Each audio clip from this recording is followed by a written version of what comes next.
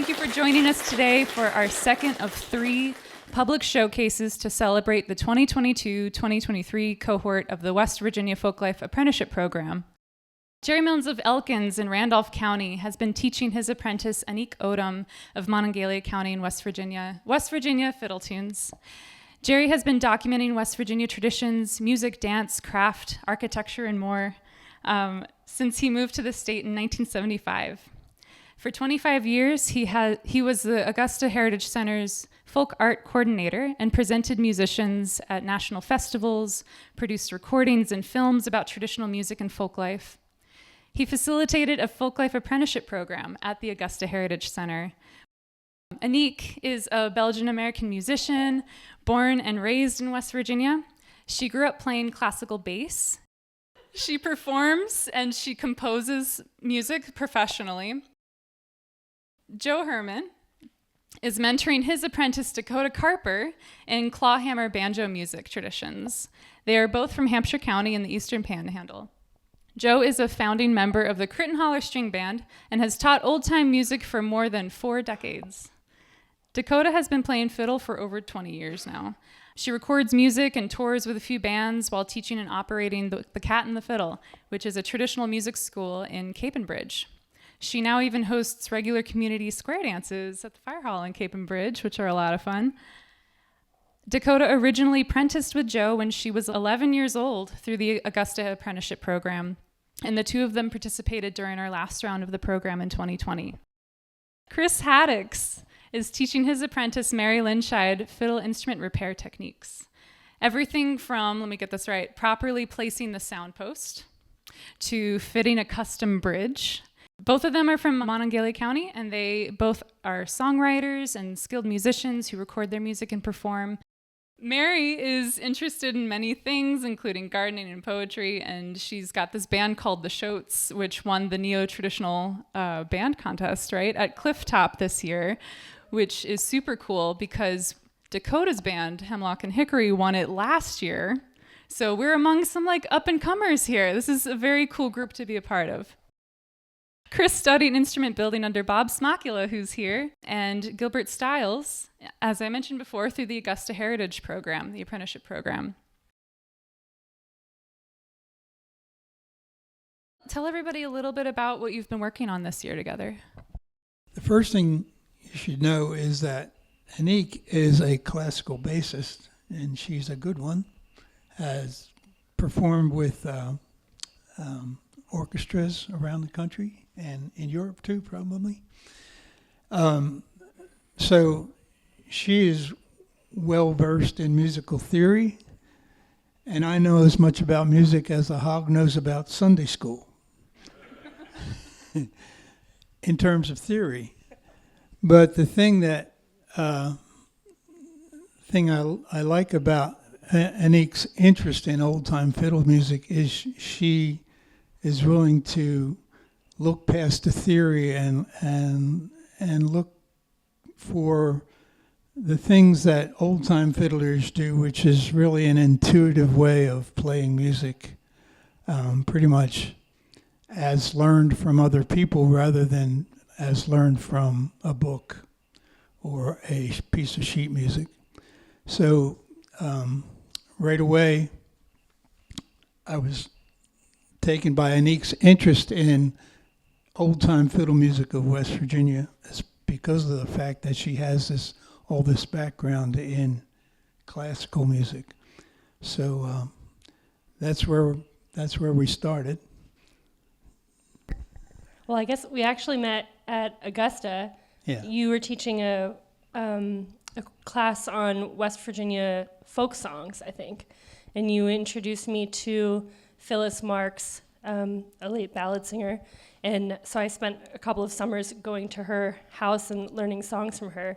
But also, we spent, I think, a day driving around cemeteries and taking some pictures of lots of old rocks. And and I remember thinking when I decided I wanted to apply for this program that I could, pick someone who had one very specific kind of knowledge and knew everything about one fiddler or, something like that. But what I was really interested in about Jerry was that he doesn't only know about one fiddler, he knows all the, I don't think I've been somewhere with Jerry that he hasn't had someone tap him on the shoulder and say, "Oh, hi, Jerry. Like, do you remember me?" But also knows so much about West Virginia folklore and has been so involved in saving it and kind of passing it on. So that was why I came to him and asked if he would want to be the master artist for this apprenticeship. And so we came up with an initial project to really focus on West Virginia fiddle tunes, and we picked some that really kind of commemorated a place or an event or a kind of event, but also tunes that were maybe specific in their sound.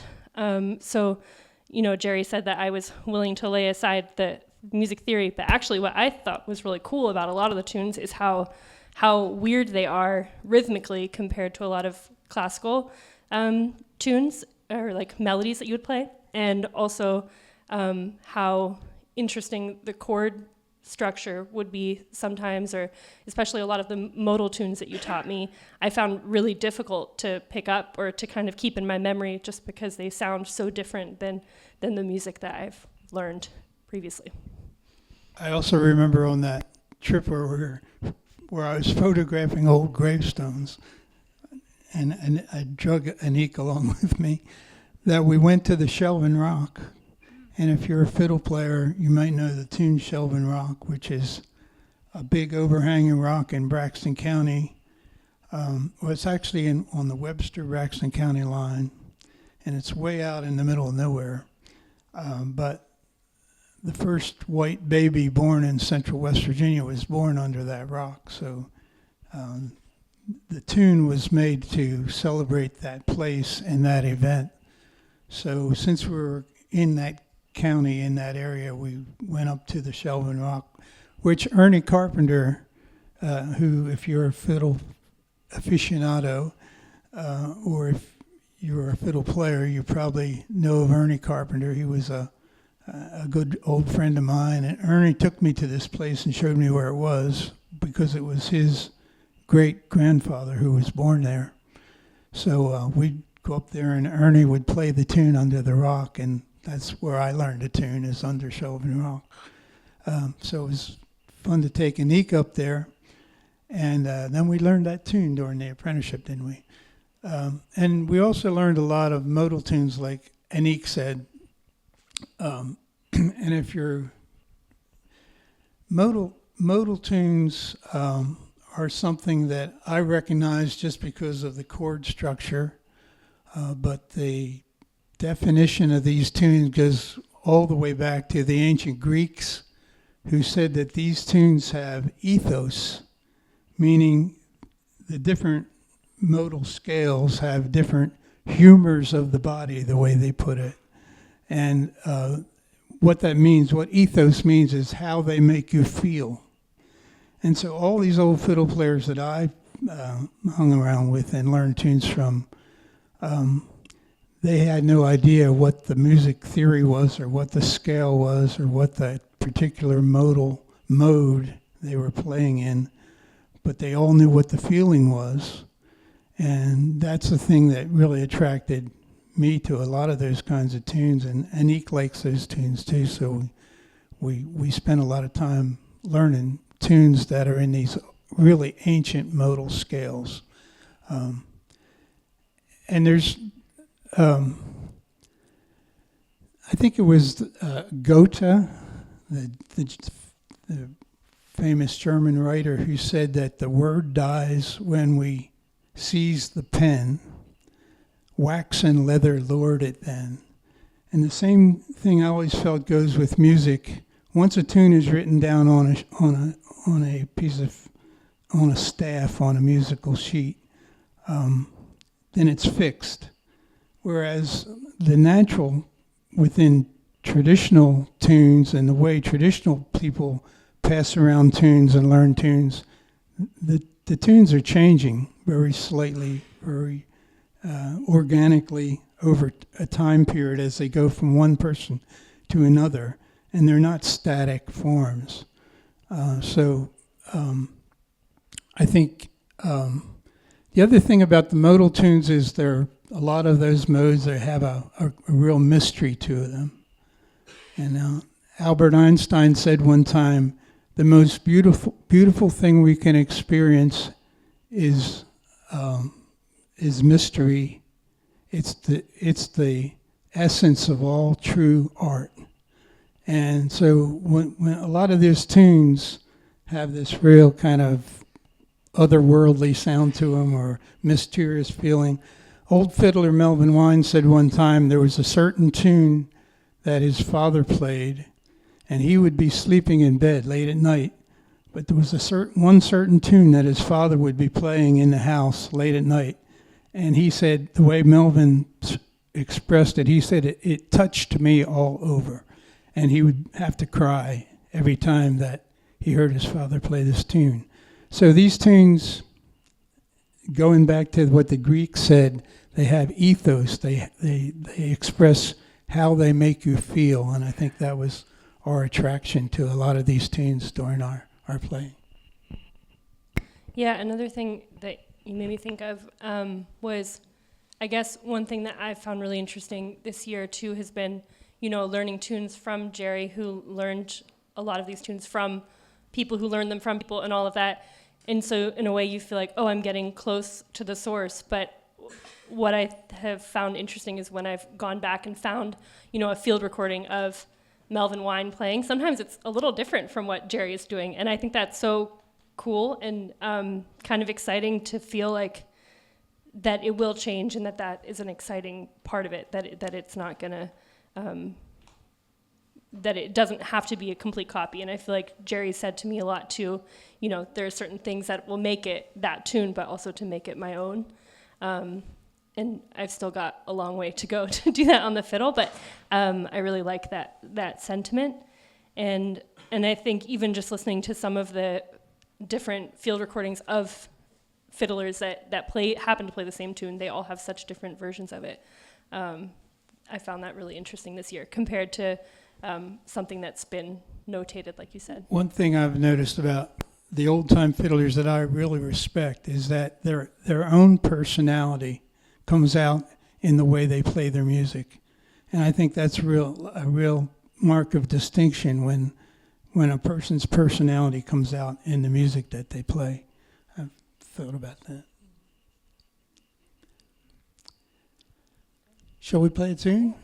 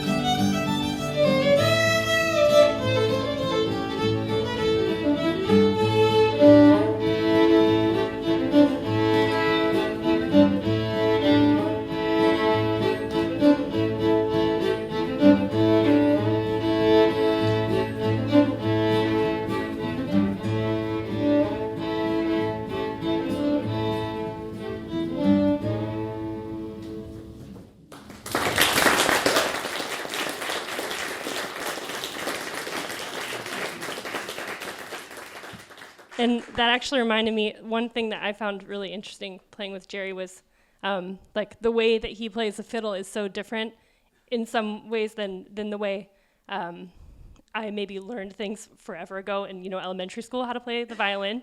So it's been really fun to try and push myself to like shift with my third finger instead of to play the note where it is, or to like a lot of the bowings you do are quite different from even when I've played with other fiddlers. You kind of do a lot of things up bow that I feel like I would do down bow. So I've been trying to, when I can, to do them that way, even though it feels like, rubbing your stomach and patting your head at the same time.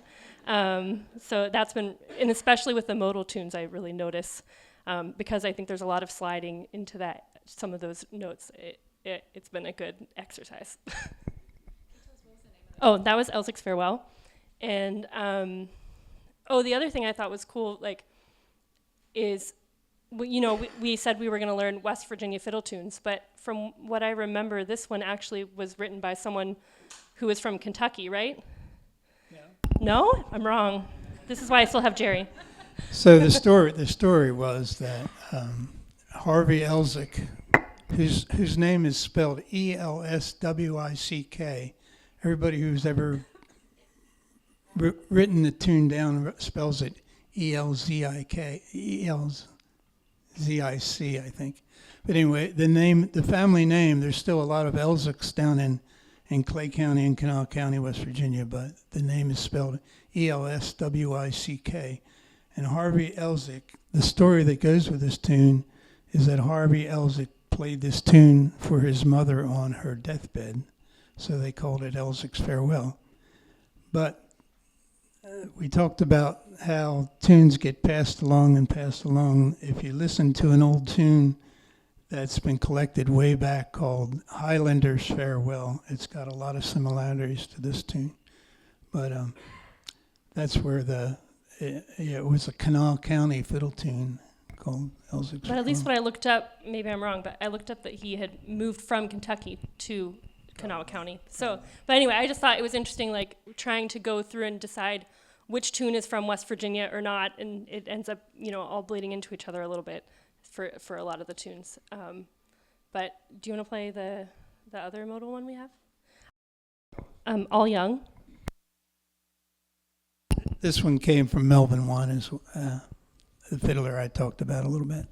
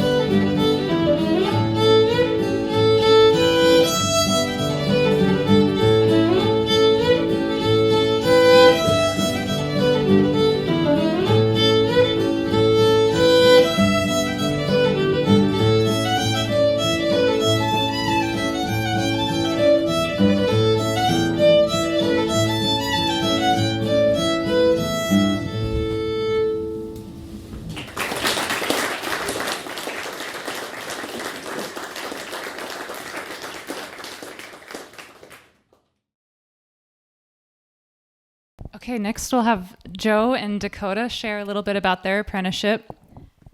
You want to start by telling people a little bit about what you've been working on this year? Banjo.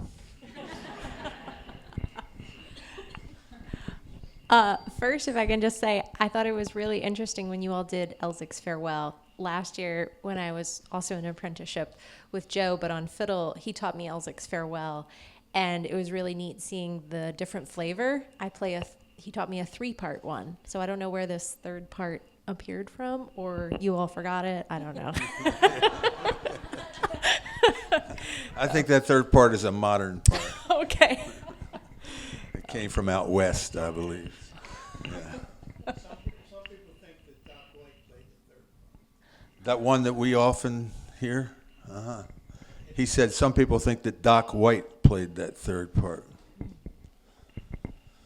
So, there you have it. So, this is a wonderful experience for me to work with Dakota, who is so, she absorbs so well anything that I can put to her. And as was mentioned, we first got together when she was 11. She had started out as a, Suzuki, right, that's what I'm trying to think of, a Suzuki method. So she was getting some technique as a young child. And then a lot of people in Hampshire County play old-time tunes, fiddles and banjos. And so she was exposed to that. And so she made that direction, and she ended up over at my house. And Jerry was offering the apprenticeship program through Augusta, and we signed up for that. And we had that experience when she was 11. And then 2 years ago, we re-upped for another fiddle apprenticeship. After her complete pursuit through all those years, she never let go of her pursuit of the fiddle and music. And here we are today doing banjo.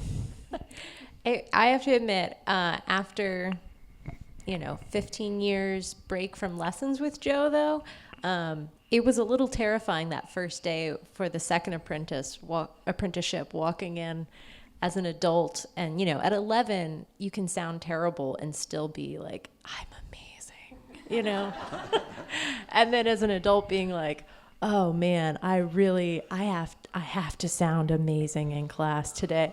Different pressure and different perspective. And that was during our fiddle apprenticeship. So I did not know that.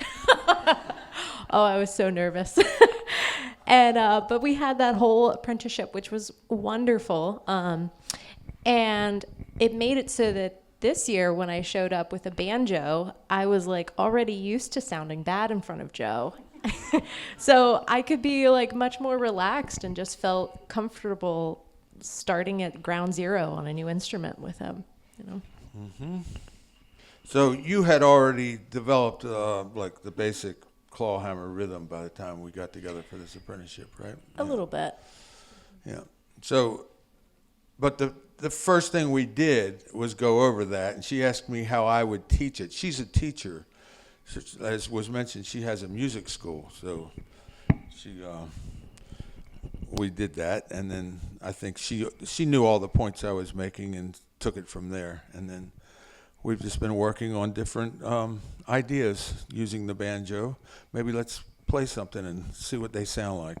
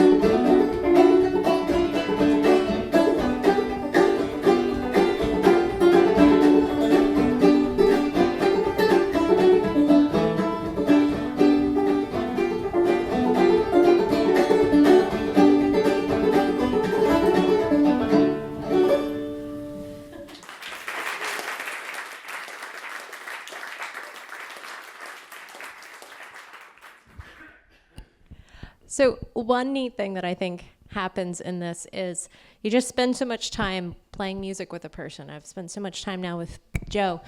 You realize that you start to think musically in similar ways without, he never said, all right, the second time we're going to play high, the third time we're going to play low, then at the end of the third one we're going to go up to the high octave. None of that was planned just now. We just jammed on the tune, and we kept going to the same places in all of these different rounds through. And that's why I kept cracking up. It was like, oh, no, of course we both went to the low octave. You should be starting to get scared. So the banjo, essentially a drum on a stick.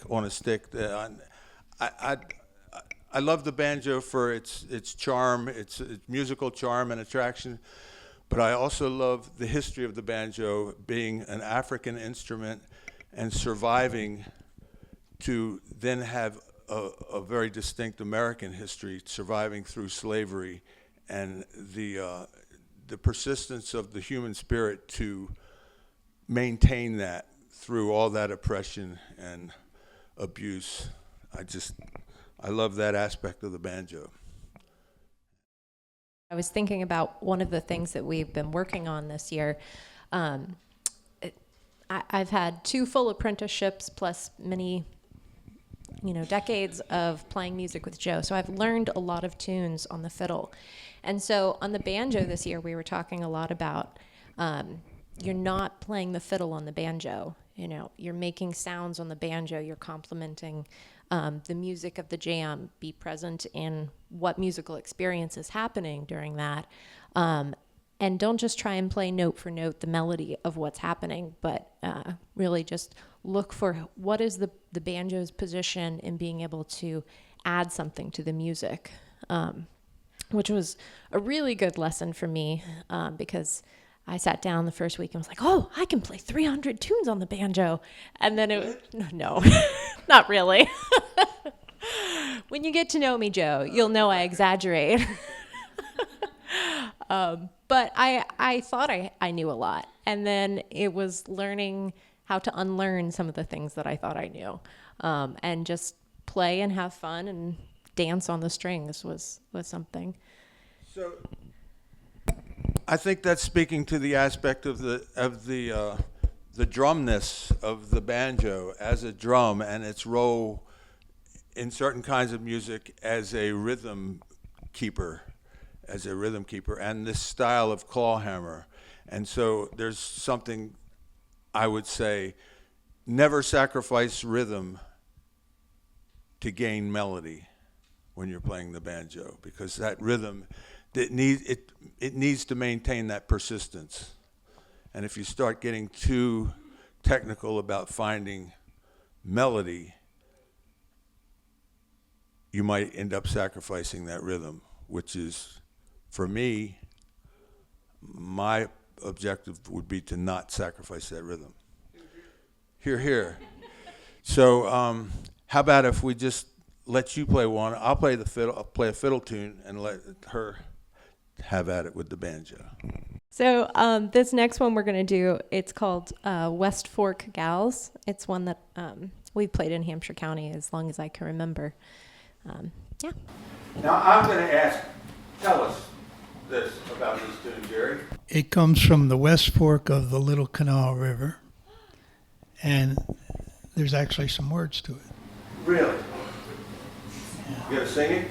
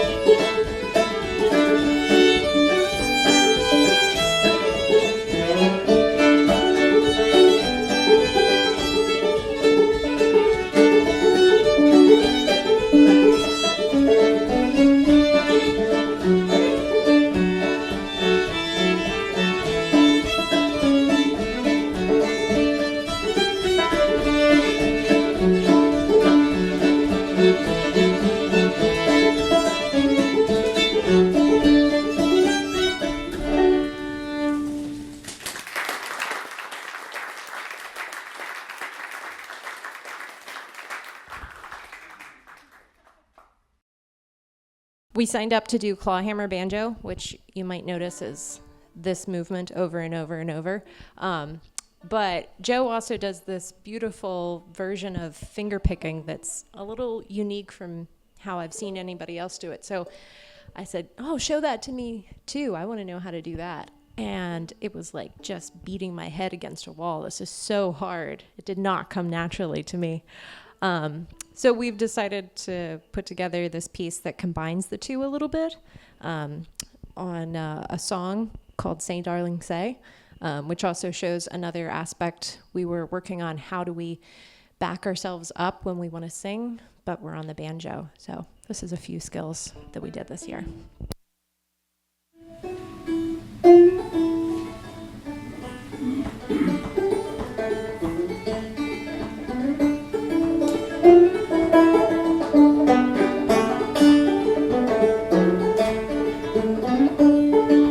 Hey, little darling, won't you marry me? Down in the hollow by the old oak tree. Say, darling, say, by the old oak tree we'll make our home. Never more this world will roam. Say, darling, say, down in the hollow by the old oak tree. Baby bouncing on daddy's knee. Say, darling, say.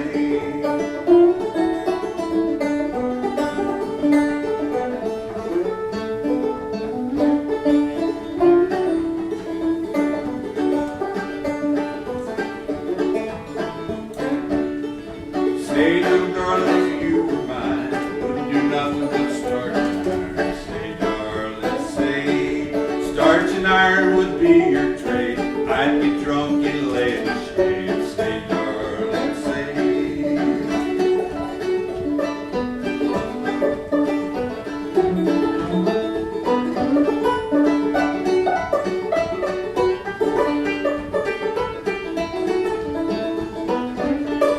Say, little darling, don't say a word. Apple's gonna buy you a mockingbird. Say, darling, say. If that mockingbird don't sing, Apple's gonna buy you a diamond ring. Say, darling, say. If that diamond ring is blessed, Apple's gonna buy you a looking glass. Say, darling, say.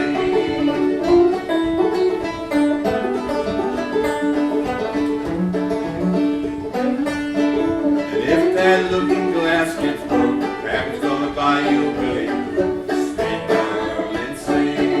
And if that willy goat don't blow, Papa's gonna buy you a garden bull. Say, darling, say. And if that garden bull falls down, still the prettiest baby in town. Say, darling, say.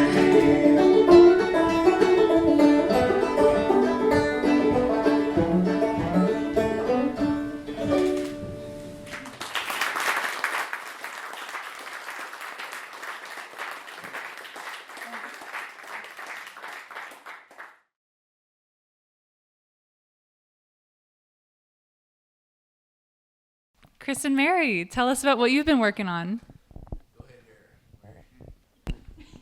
Fiddle repair. Mary can break fiddles with the best of them, I'll tell you that.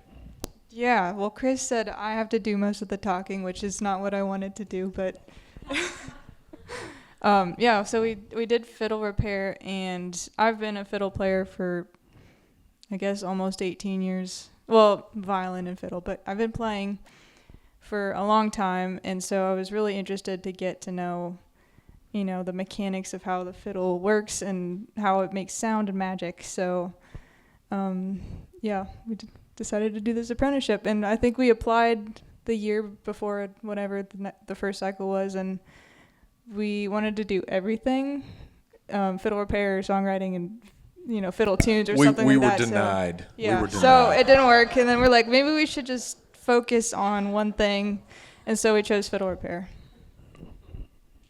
Yeah, so I do want to acknowledge, you mentioned I'm kind of a product of this apprenticeship program on a lot of levels. So I had started out years ago trying to fix my own instrument. I mean, maybe that's where everybody starts, is you buy an instrument and you start tweaking on it yourself. And I had an old Martin guitar that had been really abused, and I kind of realized it was probably beyond my abilities to bring it back to life. So I tracked this fella down a guy named Gilbert Stiles. And I had talked to Jerry, and we got an apprenticeship, and I studied with Gilbert. This was many years after Gilbert had fixed that guitar. Bob brought his students. He would teach a guitar repair class at the Augusta Heritage Festival, and Bob brought students up one time. And so I think that's probably the first time I really met Bob and got to hang out with him. And he kindly offered. He said, "Hey, if you ever want to, keep doing this, come on down to the shop sometime." Gilbert passed away right at the end of our apprenticeship, and we had built a guitar, and Bob was like, "Well, bring it on down here, and we'll finish it up." So thank you for that, Bob. And then I wound up. I think we did another apprenticeship, and then would go down and help Bob at during the summers at the Augusta Heritage Festival, and then did other apprenticeships. Never apprenticeship on fiddle repair, but through Fiddle Tunes. And we'll talk about one of the fiddlers I apprenticed with up here in Morgantown. So anyway, I took my first fiddle lesson with Jerry, and I got my first real banjo lesson from this guy over here. So it's kind of like, you guys have, like it or not, you've shaped me into lots of different ways. But Mary and I met at a festival in Morgantown, and we just connected over music, and we like hanging around each other. And so I said, "Well, this is what I can do," and she seemed interested. She's a hands-on person that likes to do lots of things, and I am too. So that's kind of how we connected up. But why don't you tell them about the main project we did with your fiddle that you So one of the main goals we had with this apprenticeship was to fix a fiddle kind of start to finish and get it playable again. And my mom had bought an old fiddle in an antique store somewhere in Pennsylvania, I think, for like $70. And it's not the highest quality instrument to begin with, but it was definitely not playable when she bought it. So Chris and I ended up making, or I guess I made it, but I made a new bridge, and he taught me how to make the pegs for it. And we made a set of pegs and a new sound post for it, and got it all cleaned up and strung up, and now it's like my main fiddle. I only had one fiddle before, and that's the one I kind of learned classical violin on, and it wasn't sounding the way I wanted it to sound for a fiddle. So this one, I got to kind of make the way I wanted it to sound, and it already had a nice tone to it as it was made. So Is it with you right now? yeah. Do you want to play it for everyone? Sure. Okay. Yeah, so while she's getting that, one of the things about this is we brought it in the shop, and I had bought another fiddle. I've got a lot of fiddles, so there was no shortage of things to work on. But she came in with this one day, and we kind of looked at it, and we did a quick once-over, and it looked, this is a pretty cheap fiddle, but it'll be a good one to learn on. And it sounds surprisingly good. So I've got some fiddles that are really nice, very nicely made, nice woods, and you just never can coax the tone out of them that you want. And then sometimes you get, what looks like a throwaway instrument, and it turns out to, really, really resonate with you. Yeah, show it to everybody.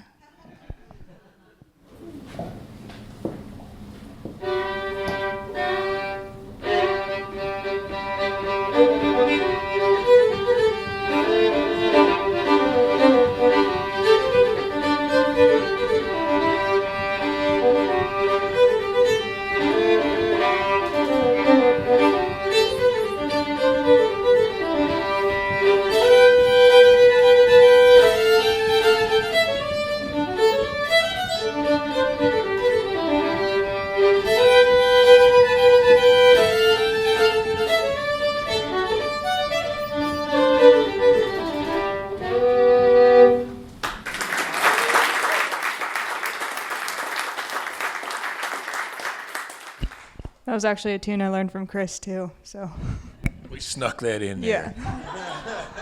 yeah. It's a version of Patty on the Turnpike. Where did you learn it?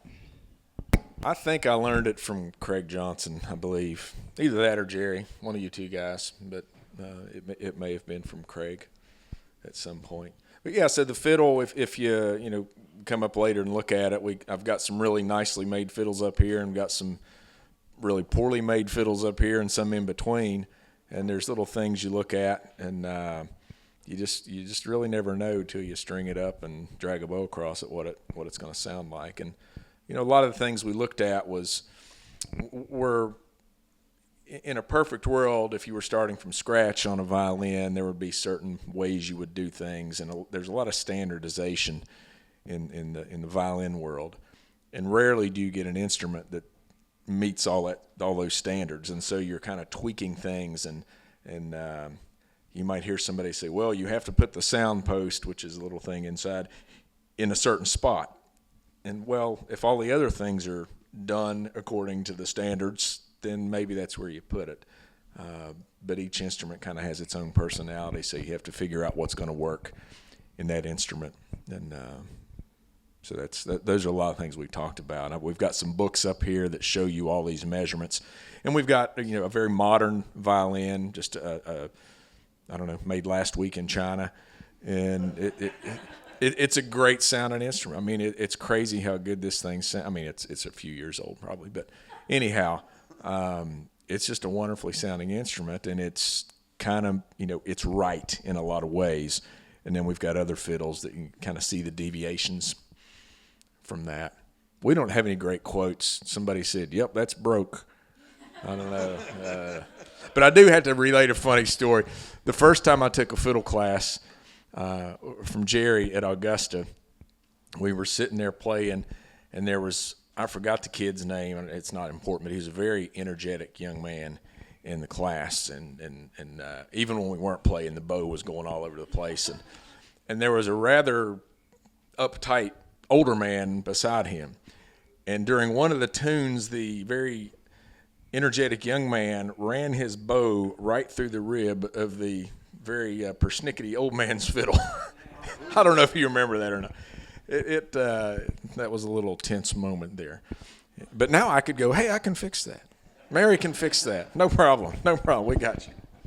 And just this past spring, Anique and I were at the little festival up in the Worley Gardner Festival, and something happened to your fiddle. What was it? Oh no, it's just I had a bridge that was not actually. It was a blank. It hadn't ever been. Really, a friend volunteered to do it for free, and it's kind of like when you get a free haircut, you get what you get. And so Chris helped me make it it sounded a lot different. I've been getting compliments from everyone who heard me before to now. Yeah, so when you look up here, we've got a lot of parts, and you don't always start from scratch with parts. You can buy a fingerboard that's, you can tell as a violin fingerboard or fiddle fingerboard, you might have to do some tweaking on it, but when you buy a bridge, every fiddle has a bridge fit to it, and you start with a blank, and then you have to do a lot of shaping and removing, and somebody hadn't done that. Yeah, I think your friend said, hey, it doesn't sound like a wet sock anymore. So Mary can now make instruments not sound like wet sock. Yeah, that's one of the cool things about having the few skills I have now because of this apprenticeship, but being able to use those to, help my friends. Like I saw Gray walk in. I'm going to make Gray a new bridge for their fiddle. And then I've, shaved down the bridges on a couple other of my friends' fiddles. And it's a way to help sustain the music making in my community. It's by being able to fix these instruments and make them sound the way the player wants them to sound. So that's been really cool. And what was the word? What was our mantra? Be more aggressive. I was always telling Mary, I was like, you can be more aggressive with that. I'm just very careful with... Well, sharpening. We did a lot of sharpening, yeah. Learning how to sharpen a tool. I remember Bob spending a lot of time with me on that. And sharpening, and working on something. And it's like, Mary, you can be a little more aggressive on that. So it became our kind of funny. And then I would tell her, wow, you're being so aggressive on that. Yeah. Maybe a person's personality comes out in the way they work. Yes. That is true. I'm definitely not timid, so I don't know. No, you should have seen her slinging those fiddles around. Yeah. Oh my God, I've got more broken fiddles than. No, but it's been great to work with Mary, and the fun part too was even though we maybe ask to do too many things in our first application. We still got Very to do. ambitious. We still got a lot. We're talking about where fiddles come from, and Jerry and I and Mark Crabtree and Andy Fitzgibbon, we all kind of have an interest. I'm sure Bob does as well. But West Virginia made instruments, and so I've collected a bunch over the years, and Jerry's run into a bunch, and so we've got a database of makers, and we either know somebody who has one of those, and we try to do research about who this maker was. And I've got one here that was made by a blind fiddle maker in Fairmont, West Virginia, probably back around 1900. There was a folklorist, John Harrington Cox, and he had been in Marion County, and he mentioned coming across a guy named Tommy Doolittle, and he listed all the instruments that Tommy had made, and it was 100 plus fiddles and a bunch of dulcimers and other things. And as near as I can tell from newspaper archives, Tommy must have lived about where the second traffic circle is when you're coming in off the interstate. I think it was Ferry Street. I found a home address in a newspaper article, but the address is not there anymore. I think it must have been cut off by that road. But anyway, we have a fiddle here that looks nothing like a standardized violin. I mean, there's nothing about this fiddle that is really correct other than you can play it like a fiddle and it sounds really great. But if you were to make that new today, you would kind of, what pattern were you using? What instructions were you following? So we would get into the history of that stuff a lot, and Mary really was a sponge for that type of stuff as well. One thing that's really special about an apprenticeship is like when you're learning in a classroom, you're among several people, one teacher, but an apprenticeship, you go to each other's homes, you are working in each other's spaces in your communities. And, you guys have talked a lot about how you've been a part of these apprenticeships before. You've facilitated apprenticeship programs before. I'm curious, like, what you think about the model and how it works. The special thing that I see is the relationship that it fosters. Absolutely. No, I think that relationship you're talking about is pretty amazing to come out of this. This year, in addition to this apprenticeship, I broke up with 2 bands, and it was just such a great thing to be able to come to Joe and like ask him about dynamics of bands and what's it been like, when a band is suddenly not working, and how do you work through that? How long should you try and work through that? And just kind of to have that person that I could come to looking for advice, looking for wisdom, who has spent decades in bands and knows a thing or two. So it's really a great thing, in addition to learning banjo, to know this person as a resource now.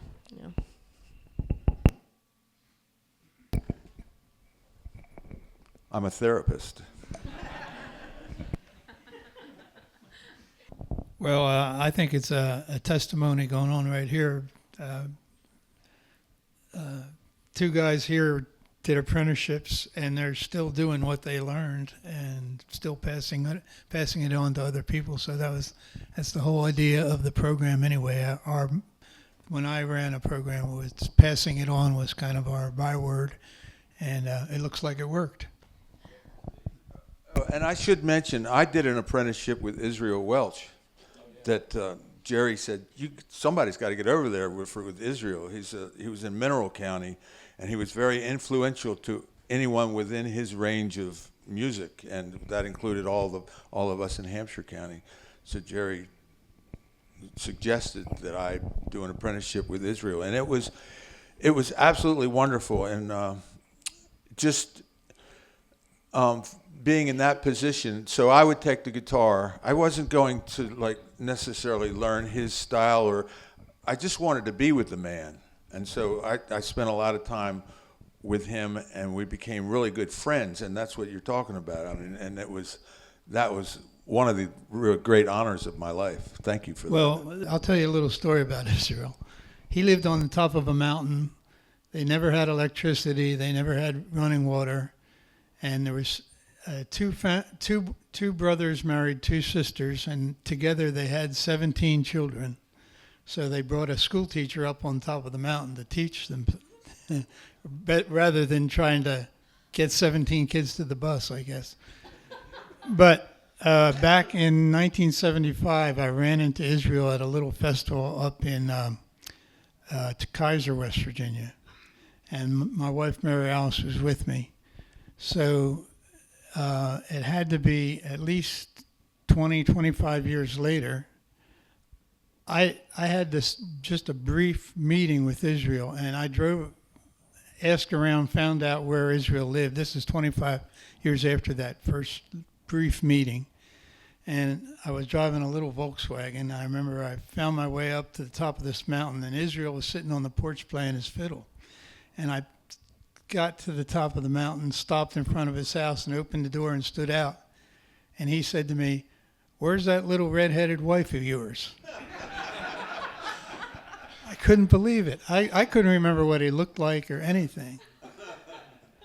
But he was quite a guy. And I ended up making a recording of Israel's tunes on the Augusta Heritage label. And when we went up to record him, we had to run an inverter off a car battery that kept the car running a long ways away from his porch. We recorded him on his porch. And because there was no electricity, we had to run the recording equipment off of a inverter that was running off this idling car that was about 50 yards away. And that was the only way we had to record him because he had no power up there on the top of the mountain. And I'm worried about my batteries running out when I record. Can I just say one more thing Of I course. thought was cool about the apprenticeship? You can't really see it here today because it's all musicians, but I thought it was really cool to kind of get to glimpse into some very different apprenticeships. Like at the previous showcase, there was I think it was an uncle and his niece who had an apprenticeship to learn soul cooking. And there was also an apprenticeship for, mushroom foraging, mycology, stuff, and for weaving, and those are things that I don't know anything about, so it was cool to just get to kind of glimpse into it and learn a little bit about that. And I think it's also pretty cool that there was funding for them to be able to prioritize that. Especially I thought it was cool that for a family to get to prioritize passing down that kind of knowledge was pretty cool. So yeah, you don't see that here, but that was for me a really big part of the apprenticeship. Yeah, I'm glad you mentioned that because that was one of the goals of like making sure that you all got to meet each other and like have these regular Zoom calls. Of course, in these post-pandemic times, we all use Zoom now. There's a lot more accessibility to virtual meeting and being able to connect that way. So yeah, it was nice to be able to pull us all together periodically and just check in, see how it's going. Like, nothing too serious, but exchanging ideas of how they've been thinking through their apprenticeships, some challenges they come up against, some little successes here and there. Chris gave us a tour of his basement workshop. Oh yeah, we have a little photo slideshow going, but yeah, that was a lot of fun. These kind of things that we did during these meetings. And I felt like Mary, for instance, like you always had so many questions of the other apprenticeship teams, and Anik as well. And so I liked seeing that there was this sort of opportunity for you to learn from more than one teacher, I was just thinking about this because years ago at one of the October Old Time Weeks in Elkins, you were there, I was teaching beginning fiddle or something, and you were teaching fiddle. And we were in the chapel, and we were talking about just learning tunes. And somebody played something, and they said, "Where did you learn that?" And I said, "Oh, I learned it, off a recording." And somebody kind of poo-pooed that approach. They're like, "Oh, wow, it's not." And you said, "Look, if those guys, those old people that we learned from knee to knee, would have had CD players back then, they would have been learning tunes from those. They called each other up on their party lines and played tunes over the phone to each other. They were using technology." And so for repair stuff, Mary could go online and find 18 gazillion videos on how to cut a violin bridge or how to do this, how to repair this. and there's some really good information out there, but it still doesn't supplant the kind of getting together and the learning the tunes knee to knee, or learning you being over the same bench and you know, talking and working and making mistakes together and figuring things out together. It's very different than all the information that's at our fingertips. So that's a really valuable part of this program for me. I won't cry. Well, I hope Anique knows that she can come to my house anytime and learn more tunes. I've already forgotten some of them, so I'll be coming back. And that's the idea, that it's an ongoing relationship, you know, like, of course, this is only formal for 1 year, this program, but an apprenticeship is not 1 year, you know, it could be as long as a lifetime. It could be 3 years. No. But And I'm sure I speak for all of us to thank Jenny for being thank you. the linchpin that holds this all together. thanks. I mean, this is why I love this program so much. It's been such a joy, so much fun to get to know all of you and you know, continue our friendship, you know.